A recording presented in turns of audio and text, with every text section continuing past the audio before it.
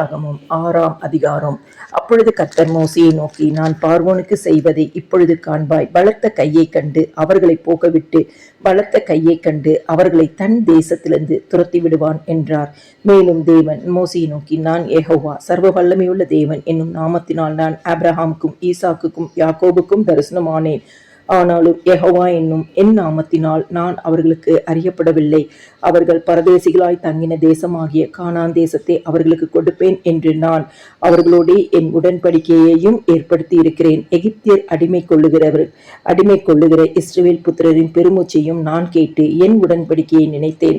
ஆதலால் இஸ்ரவேல் புத்திரரை நோக்கி, நானே கர்த்தர். உங்கள் மேல் எகிப்தியர் சுமத்தின சுமைகளை நீக்கி நான் உங்களை விடுவித்து உங்களை அவர்கள் அடிமைத்தனத்திற்கு நீங்களாக்கி ஓங்கிய கையினாலும் தண்டனைகளினாலும் உங்களை மீட்டு உங்களை எனக்கு ஜனங்களாக சேர்த்து கொண்டு உங்களுக்கு தேவனாயிருப்பேன். உங்கள் மேல் எகிப்தியர் சுமத்தின சுமைகளை நீக்கி உங்களை விடுவிக்கிற உங்கள் தேவனாகிய கர்த்தர் நான் என்று அறிவீர்கள். ஆபிரகாமுக்கும் ஈசாக்குக்கும் யாக்கோபுக்கும் கொடுப்பேன் என்று நான் ஆணையிட்ட தேசத்தில் உங்களை கொண்டு போய் அதை உங்களுக்கு சுதந்திரமாக கொடுப்பேன். நான் கர்த்தர் என்று அவர்களுக்கு சொல் என்றார்.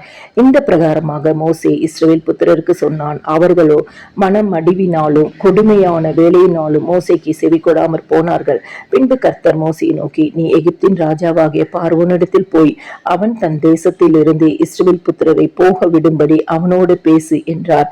மோசே கர்த்தருடைய சன்னிதானத்தில் நின்று, இஸ்ரவேல் புத்திரரே எனக்கு செவி கொடுக்கவில்லை. பார்வோன் எனக்கு எப்படி செவி கொடுப்பான்? நான் விருத்த சேதனம் இல்லாத உதடுகள் உள்ளவன் என்றான். கர்த்தர் மோசையோடும் ஆரோனோடும் பேசி இஸ்ரவேல் புத்திரரை எகிப்து தேசத்திலிருந்து அழைத்து கொண்டு போகும்படிக்கு அவர்களை இஸ்ரவேல் புத்திரரிடத்திற்கும் எகிப்தின் ராஜாவாகிய பார்வோனிடத்துக்கும் கட்டளை கொடுத்து அனுப்பினார்.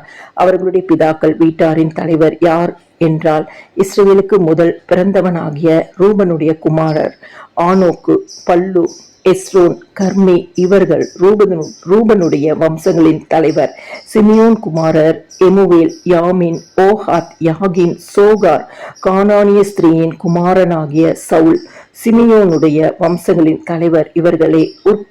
உற்பத்தி கிரமப்படி பிறந்த லேவியின் குமாரருடைய நாமங்கள் ஆவன: கெர்சோன், கோகாத், மெராரி என்பவைகள். லேவி 137 வருஷம் உயிரோடு இருந்தான். அவர் வம்சங்களின்படி பிறந்த கெர்சோனின் குமாரர் லிப்னி, சீமேயி என்பவர்கள். கோகாத்தின் குமாரர் அம்ராம், இத்சேயார், எப்ரோன், ஊசியேல் என்பவர்கள். கோகாத் 133 வருஷம் உயிரோடு இருந்தான். மெராரியின் குமாரர் மகேலி, மூசி என்பவர்கள். அவரவர் சந்ததியின்படி லேவியினுடைய வம்சங்களின் தலைவர் இவர்களே. அம்ராம் தன் அத்தையாகிய யோகேபேத்தை விவாகம் பண்ணினான். அவள் அவனுக்கு ஆரோனையும் மோசேயையும் பெற்றாள். அம்ராம் 137 வருஷம் உயிரோடு இருந்தான். இத்சேயாரின் குமாரர் கோராகு, நெப்பேக், சித்ரி என்பவர்கள். ஊசியேலின் குமாரர் மீசவேல், எல்சாபான், சித்ரி என்பவர்கள். ஆரோன் அமினதாபின் குமாரத்தியும் நகசோனின் சகோதரியுமாகிய எலிசாபாலை விவாகம் பண்ணினான். இவள் அவனுக்கு நாதாபையும் அபியூவையும் எலெயாசரையும் இத்மாரையும் இத்தாமரையும் பெற்றாள். கோராகின் குமாரர் ஆசிர், எல்கனா, அபியாசாப் என்பவர்கள். கோராகியரின் வம்சத்தலைவர் இவர்களே. ஆரோனின் குமாரனாகிய எலியாசார் பூத்தி ஏழுடைய குமாரத்திகளில் ஒருத்தியை விவாகம் பண்ணினான். அவள் அவனுக்கு பினகாசை பெற்றாள். அவரவர் வம்சங்களின்படி லேவியருடைய பிதாக்களாகிய தலைவர் இவர்களே. இஸ்ரவேல் புத்திரரை அணியணியாய் எகிப்து தேசத்திலிருந்து நடத்தி கொண்டு போவதற்கு கர்த்தரால் கட்டளை பெற்ற ஆரோனும் மோசேயும் இவர்களே.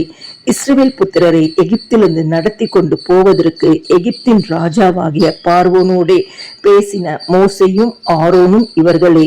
கர்த்தர் எகிப்து தேசத்திலே மோசையோடு பேசின நாளில் கர்த்தர் மோசேயை நோக்கி, நானே கர்த்தர். நான் உன்னோடே சொல்லுகிறவைகளை எல்லாம் நீ எகிப்து ராஜாவாகிய பார்வோனுக்கு சொல் என்று சொன்னபோது மோசே கர்த்தருடைய சன்னிதானத்தில் நான் விருத்த சேதனம் இல்லாத உதடுகள் உள்ளவன், பார்வோன் எனக்கு எப்படி செவி கொடுப்பான் என்றான்.